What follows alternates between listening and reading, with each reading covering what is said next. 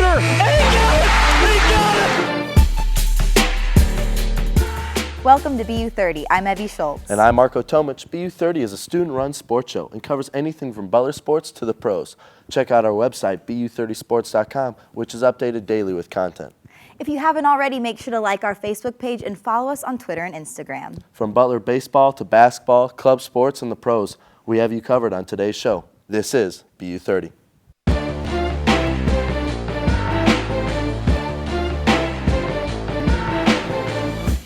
The Butler baseball team is looking to welcome back a top recruited pitcher to the roster in the next few weeks. BU30's McCarty Maxwell, Kyle Beery, and Mo Simmons sat down with River Pitlock. He's a Butler baseball pitcher that has almost completed his year-and-a-half-long recovery from Tommy John surgery. On April 15, 2014, right-handed pitcher River Pitlock was throwing in the bullpen and preparing for the season in less than 3 weeks. However, something in his arm felt strange in his last few pitches. Got to the last pitch, it was a changeup. And that's where I kind of felt it. I threw the pitch, and initially you hear a little pop, a little tearing kind of sound, but any kind of ball player you know is going to try to psych themselves out, tell you, like, hey, it was nothing, you know. The sound he heard was actually his UCL ligament tearing in his elbow. Pitlock went through elbow reconstructive surgery, also known in the baseball world as Tommy John's. Pitlock has been rehabbing for over a year. Rehab for him has been anything but easy. And so I do 2 hours of pressing against a wall, doing scap work, laying on a table, all kinds of stuff, and it beat me up. I'd come out there sweating. It'd be like a full workout, but it was just rehab, just arm stuff, and you do a lot of bands. So the injury has not only affected Pitlock physically, but mentally as well. Mentally, it's really been a tough road, watching all your buddies out there playing, and you're itching to get back out there, but you have everyone behind you saying, like, you got to take your time. Most athletes see their injuries as a setback interfering with their careers. However, Pitlock sees this as a humbling experience. Really, I feel like it's made me a better mental player, is that now I've realized who I am, what I need to be, and how to be that person, and I feel like it's almost a blessing in disguise. Pitlock's plan is to return to the mound within the next few weeks and help the Butler team this season.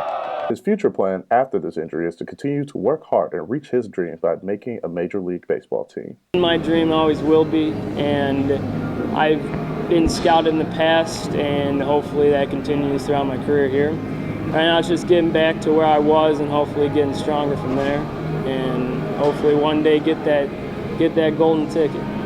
For BU30, I'm Mo Simmons.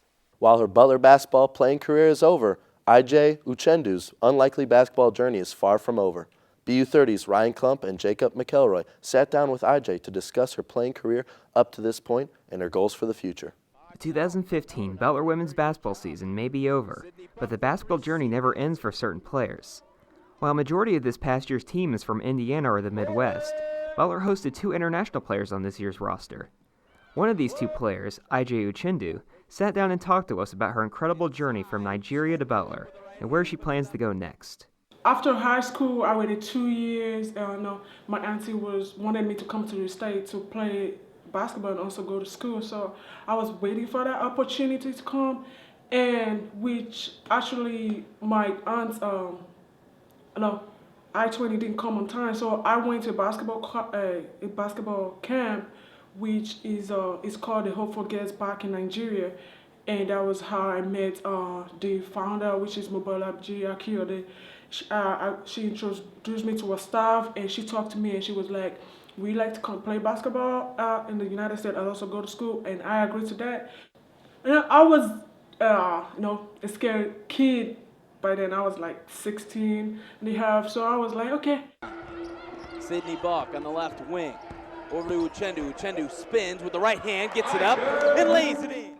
Well, IJ, what she means to us is, in coaching her, are, really 2 things that had a great effect on our team in a positive way. Because number one, she's always smiling, always happy, and I think my guess would be she's really popular around campus just because she's an easy person to greet and meet and talk to and fun and interesting. So in the locker room and before practices, she's always somebody that our kids enjoyed being around. Chen Dues received first-team Big East honors and led the team in scoring and rebounding. Despite these great accomplishments, she says there is still some unfinished business. I have two goals. One is to finish strong and get my degree, and be able to say I did it. And two is go pros or go to the WNBA. I've been working so hard toward that, and I'm so happy if that comes true. So it's like killing two birds with one stone. As the basketball saying goes, shooters are gonna shoot. With the newfound confidence, Sydney Buck looks to build on her early success as a Bulldog. My co-host Marco Tomich had a chance to catch up with Buck and talk to her about her quick learning curve she endured as a freshman. Toughest is probably just being young and inexperienced and not as confident. Just being thrown in there and playing a lot every game, it was definitely a challenge because it's just such a higher level than in high school. So it was a challenge, but I'm glad I got through it.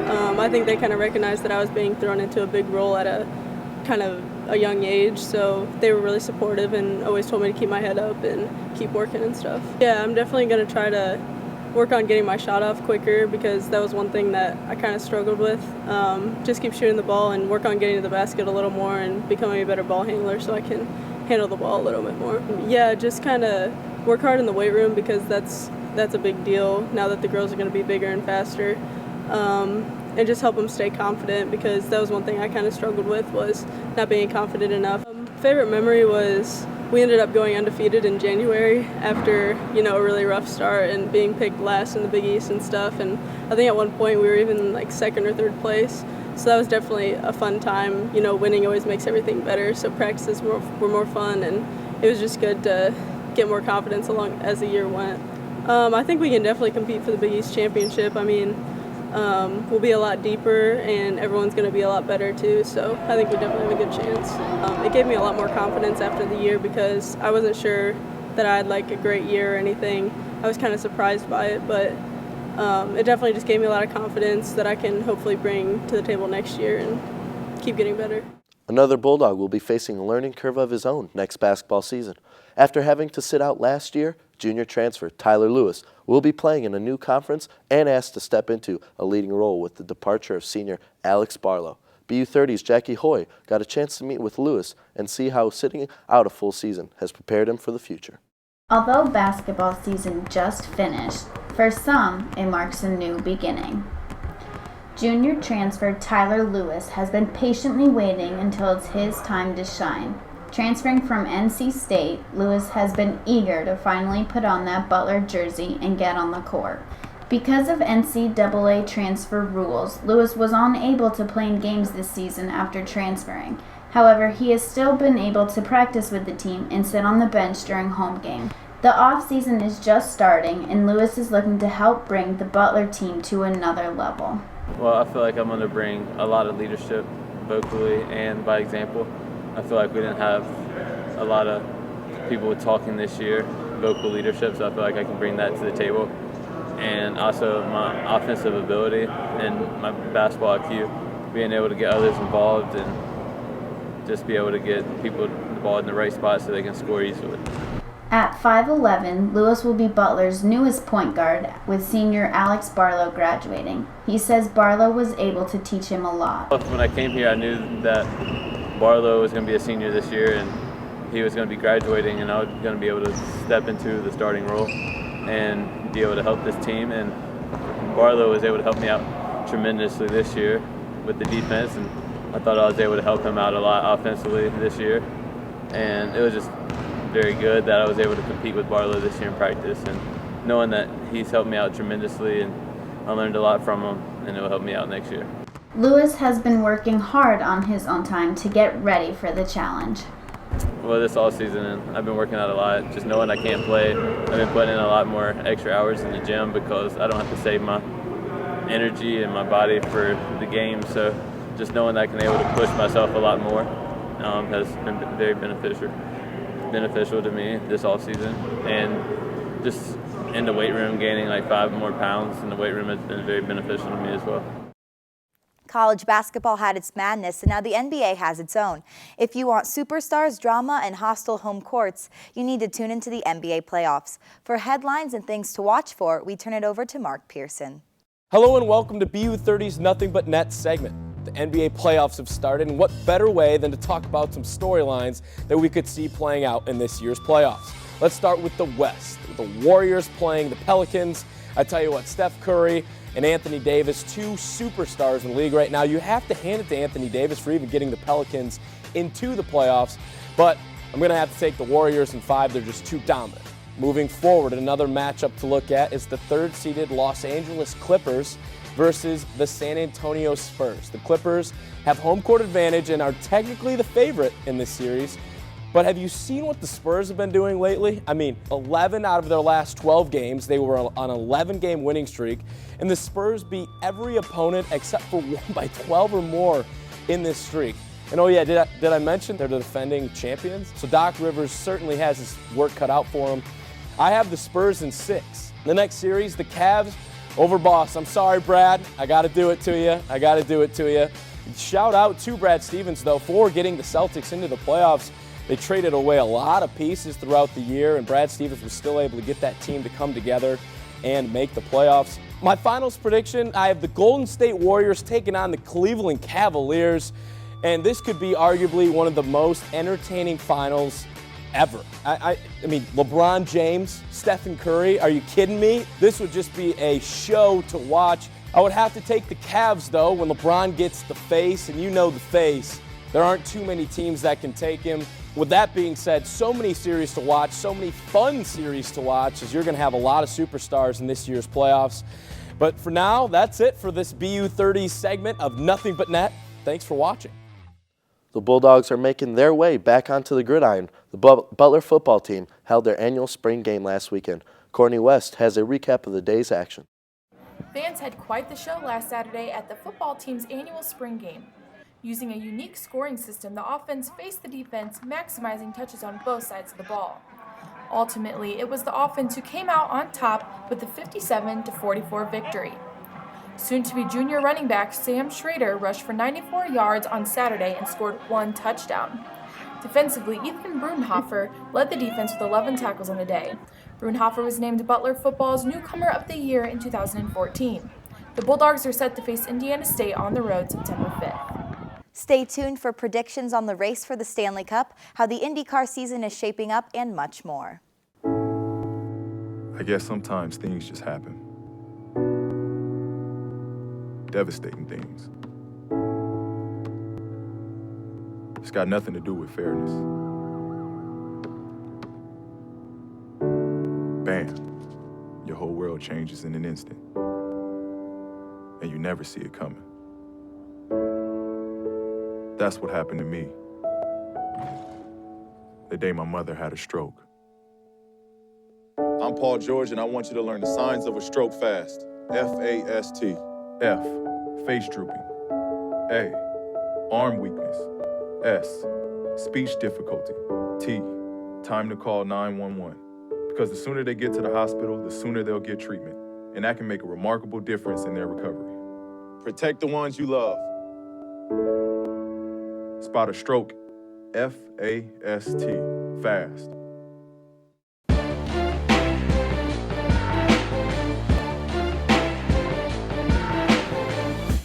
The Stanley Cup playoffs are in full swing, and the first round has been as intense and exciting as ever.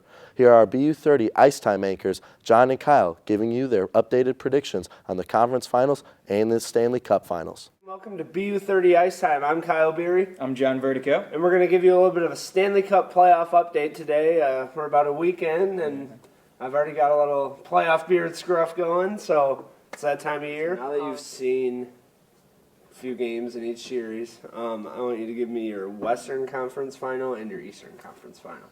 Yeah, so like I said, I think the Blackhawks, I think they'll come out of everything and be okay. I think they're going to get to the Western Conference Final. They looked rejuvenated yesterday playing in front of Scott Darling, a little better defensively, still not great, improving. Hopefully they'll get there, and I think they'll go to the Western Conference Final. And as you said, Calgary's a scrappy team.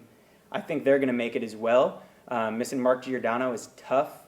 He's one of their key players, an all-star this year, and an undrafted guy as well. So really solid player to be missing, but I think they'll make it. They're beating up on Vancouver well, and I think they'll have a good little run here.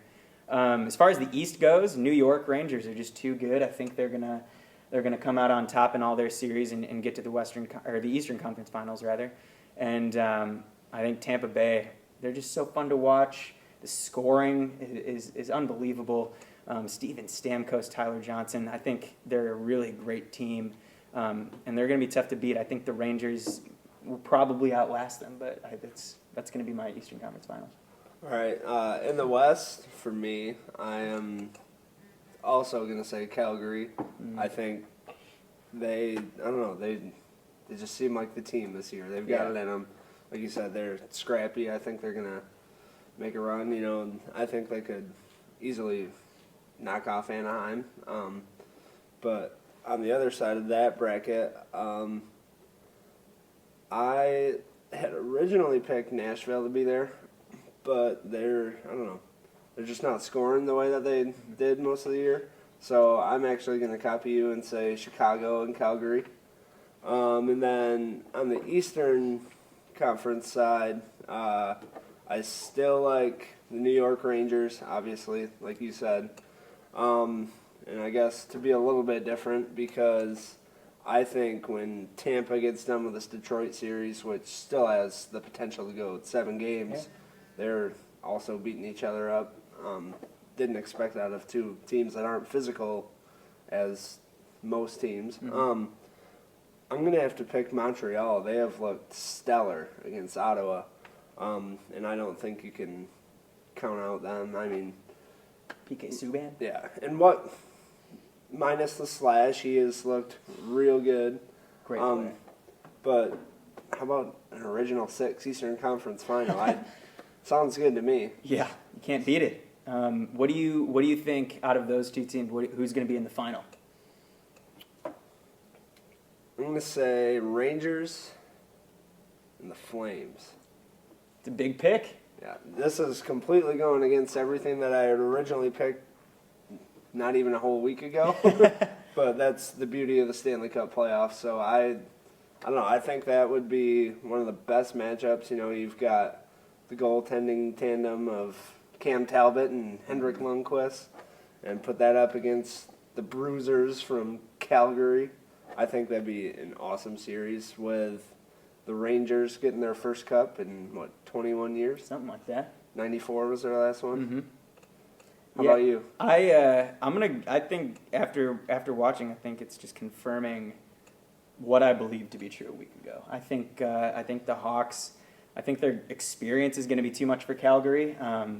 Like you said, they're a physical team, but they're not maybe as skilled as the Hawks. Their young guys are coming up. Johnny Gaudreau, so fun to watch, but I think the Hawks are going to beat them. And as you said, the Rangers, you can't count them out. The last time they won the President's Trophy in '94, they won the Cup. So that's going to be a great series and an original 6 series. Yep. I think it's going to be a lot of fun to watch. I think it'll go 7 games, and I'm going to pick the Blackhawks. I think just in the end, they're too much as far as all their firepower, and no matter what, every game is going to be a 1-goal game, overtime or not. It's just going to be a great series to watch. All right, and we could probably come back a week from now, and my picks will be completely different after we see what happens in the rest of the first round here. But hopefully we'll get on set for another video before the end of the year. But until then, let's just keep watching hockey. Let's do it. I'm Kyle Beery. I'm John Vertico. And this is BU30 Ice Time. From the ice to the asphalt, the Verizon IndyCar Series made its debut on the Bayou. Auto racing correspondent Parker Smith has more. From sunny St. Petersburg, Florida to the rain-soaked South, the Verizon IndyCar Series made its way to New Orleans for the inaugural Indy Grand Prix of Louisiana. But due to adverse weather conditions, starting positions were based off of driver point standings, setting the stage for an all-team Penske front row. On lap 12, Tony Kanaan gets stuck in the mud but makes his way back out on track. But just 1 lap later, Gabby Chavez gets stuck in the grass, but a track worker would come and push him back onto the race course, bring out a full course caution. On the restart, James Jake spins and Hawksworth loses control and makes contact with the wall, bringing out another full course caution. On the restart, Stefan Coletti of KVSH Racing spins violently into the inside Armco, making contact with the inside wall at over 140 miles an hour. Bringing out yet another full course caution. Carlos Huertas spins as James Hinchcliffe is leading into the green flag, as we see here in turn 14. Kind of gets out of the way and into the inside area and bringing out yet another full course caution. This entire race was plagued by full course cautions. There were 6 total cautions. Hunter-Reay pushes Simon Pagenaud to the outside into the grass. Pagenaud makes violent contact with Hunter-Reay and taking Sebastian Bourdais with him. And as 7 minutes remain left in the rain-shortened race, James Hinchcliffe of Schmidt Peterson Motorsports leads Elio Castro-Neves and teammate James Jakes into victory lane here at the Indy Grand Prix of Louisiana. The next race on schedule is in Long Beach this Sunday at 4 p.m. Eastern on NBC Sports Network. Stay tuned to BU30 for a visit from the Bleacher Guys. And don't miss our interview with Indy 11 midfielder Dylan Mayers. The inherent right to work is one of the elemental privileges of a free people. Endowed, as our nation is, with abundant physical resources, and inspired as it should be, with the high purpose to make those resources and opportunities available for the enjoyment of all.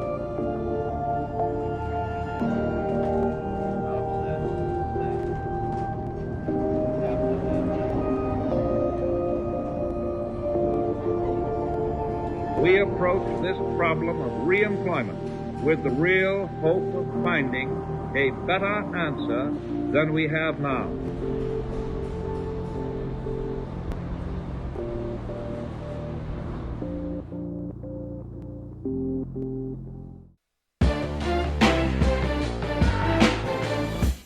It's only the third week of the young Major League Baseball season, but there has been plenty to talk about so far. For more on what's going on around the diamond, the Bleacher Guys got you covered. Hi, and welcome to Bleacher Guys. I'm Chase Monroe. And I'm Kyle Beery. Today we're going to talk about some of the top storylines in the early MLB season. What's our first point today, Chase? Well, first off is definitely the AL Central race. You have teams like the Detroit Tigers, Kansas City Royals, Chicago White Sox, and Cleveland Indians. They all made big news this offseason. So it's really gotten out of the gate strong. You have the Royals at 10-3 and the Tigers at 11-2, and it's been fun to watch. You've seen even the Royals this past weekend with a little brawl and stuff going on with Oakland. They're a team to be reckoned with again this year. Yeah, I think that little divisional rivalry is really starting to make a comeback, which is exciting for AL Central fans. Who do you think is going to come out? I mean, it's so early, way too early to predict, but who would you name as the favorite in that division, the Tigers or the Royals? It's hard to pick against the Tigers. They've been dominating that division for the past 10 years about. They have the best hitter in baseball, Miguel Cabrera, and he's not letting up this year. He's hitting 400 so far with two home runs, 10 RBIs. You have the addition of Yoenis Cespedes, who is hitting fantastic at 300. He's even got 3 home runs to his name. You have JD Martinez coming off a breakout year. It's tough, but I don't want to count the Royals out. Just because their postseason run last year was considered like some magic. But how can you count them out? They were the feel-good story of 2014. I mean, I think this is going to turn into a pretty fun summer between Tigers and Royals. I think the storyline of the year last year with the Royals, that was the bullpen, and they're doing that so far. They're doing their thing so far this year. They've given up 3 runs and 40 innings of work. So that's crazy. Yeah, that you can see that even the Tigers, they've only had 22 innings from their bullpen. That's double that, and they've barely given up any runs. That's like an ERA of like 3%. Yeah, or that's something. Unbelievable. And their hitting's going to get done too, which a lot of people were surprised about because you have a lot of young talent on that team with Eric Osmer, Mike Moustakas seems to finally be turning it around. You have Sal Perez is turning into one of the best catchers in the game, and you can't forget their center fielder Lorenzo Cain, coming off an incredibly strong October. He's hitting 400 on the year. He's got 2 home runs, 12 RBIs, hitting in the 3-hole. Plus his defense is some of the best in the game, up there with like Mike Trout. You really can't. The guy can do everything. And the feel-good story early on this year is the New York Mets, top team in New York, which is something that hasn't been said in a while. Yankees have dominated it forever. Yeah, and what's their top storyline? It's pitching. You have the return of the Dark Knight, Matt Harvey. You have Bartolo Colon somehow still pitching at 41, making a difference. And you have the reigning Rookie of the Year in the National League, in Jacob deGrom, who's pitching just as good as last year, if not better. It's a team that, if the Nationals continue to struggle, they can make a run in the NL East. If not, I definitely see them in the wild card picture. And then one quick thing we got to talk about is Chris Bryant with the Cubs. He had a rough first start, and then he came on strong, and now they've got Addison Russell. Yeah. Cubs fans are saying, is this finally the year? You have the number 2 and number 5 overall prospect in the MLB coming up. That infield is made up of, in total, we're all top 10 prospects coming up out of the MLB. Anthony Rizzo, Starlin Castro, Chris Bryant, and Addison Russell. They have a ton of young talent. This could be the year for Chicago. Who knows? But then again, it is the Cubs. It's been said year after year, but anything can happen. I don't know. They're sitting at 7-5, so still early. A lot of time left, and that division really, Pirates and Cardinals are the top dogs. Reds are hanging around, but you never know. If they struggle, probably losing some of their guys. So it's early on in the year, obviously, but it's baseball season. You gotta love baseball season. So I'm looking forward to this summer. It's gonna be a fun I can't wait one. to see how it turns out. For Kyle Beery, I'm Chase Monroe. Thanks for watching the Bleacher Guys. Indiana native Dylan Mayers has an at-home advantage both on and off the soccer field. Sophie McEnone and I caught up with the Indy 11 midfielder at a recent practice. Growing up, it was there's never been a team, so I never assumed anything. Playing the closest place was Chicago for me. Columbus is the next closest, but Michigan and Indiana never had teams. So, I never expected to play anywhere really close to home. So I always had in my head, I'm going to be far away if I do intend to play soccer after college. It's tough to define and to put into words because it's truly special to be playing professional soccer. Especially in your hometown, that's something I don't take for granted. I take advantage of that in every way possible. I go home sometimes when we have off, or my family can come down here. To play in Indiana professionally is amazing. It's a truly inspiring. To be able to do this as a job is just incredible. Season has been going all right. To be honest, I think we haven't been playing our best soccer. I think we have a lot more to give as a team and as individuals. I think, we haven't been asking everything out of ourselves, and as a team, we have a lot to develop, and that's a good thing though, because we've been getting results. It's been good in that aspect. We've gotten points, and we're second on the leaderboard, so that's very good. But I still think we have a lot of room to grow and develop as the season goes on. But that'll come in time and training. We're only going to get better. The Indy 11 played the Carolina Railhawks Saturday night at home. Starting the team from the ground up 2 years ago, Butler Women's Club basketball founder Courtney Considine gets to see her team recognized as an official club sport at Butler. Millie Sauber had the opportunity to sit down with Considine and new president Nicole Mogged. This is Courtney Considine, who's loved playing basketball ever since she was little. Well, my dad and my grandpa have been coaching basketball since I was 2. So I followed them around doing everything from pushing ball racks to just retrieving balls. And then when I was about 3rd grade, I started playing competitive travel ball, and I played that through graduation of high school. But Courtney wasn't ready to give up basketball yet. I came to Butler, and I still really miss playing ball, and I came and played a lot at the HRC, and I realized that I'd missed a lot, and I went to the men's team, and they didn't have a girls' team. So it's where it kind of had to halt my freshman year. So enter Nicole Mogged, who's been with Courtney every step of the way. In the spring of my freshman year, some girls talked about getting a team together, and we kind of did a Facebook group and just would play pickup here and there. And then my sophomore fall, we decided that I decided I really wanted to start a team, and the other girls weren't kind of willing yet. So I posted in the connection saying that I was looking for exec members that were interested, and I wanted to start this club, and went around and met with different girls, and I picked 5 really supportive, great girls that ended up being my first exec. And we held a tryout, which had over 20 girls come, and we actually had to cut 2. And then we had a team and we started playing. We played in 3 tournaments that year and placed in them all and started practicing twice a week, and we became an official SGA club on campus in the fall of 2013. But she wasn't satisfied with just being an SGA club. She wanted to be recognized as a full-fledged Butler club sport.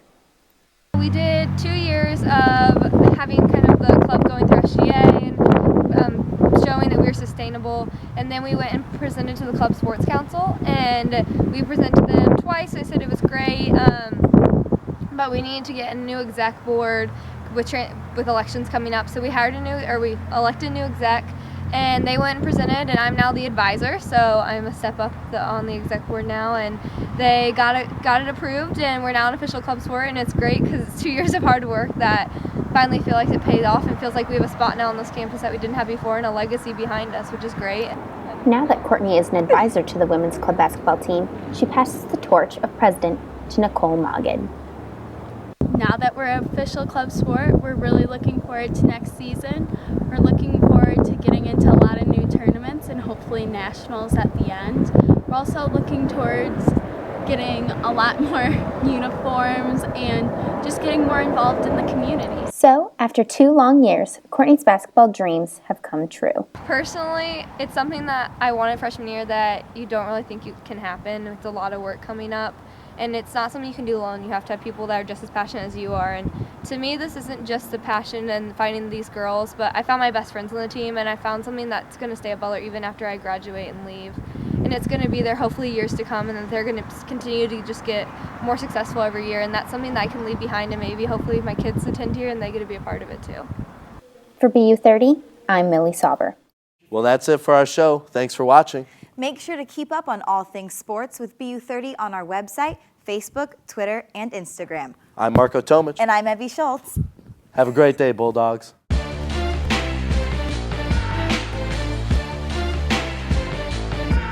Inside the corner, Goldsmith header scores!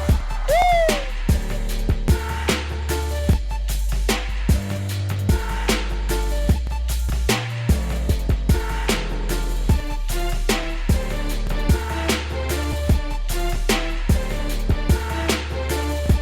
Jones intercepts it.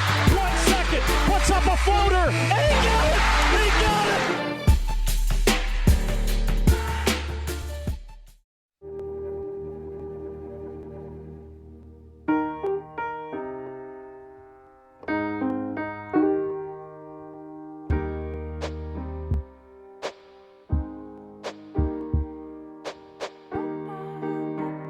And I can't change, even if I try, even if I wanted to. My love, she keeps me warm. She keeps me warm. She keeps me warm. She keeps me warm. She keeps me warm. She keeps me warm. We are neighbors and best friends. I love my sister. My heart doesn't see race. Love is love. Our family is no less than any other family.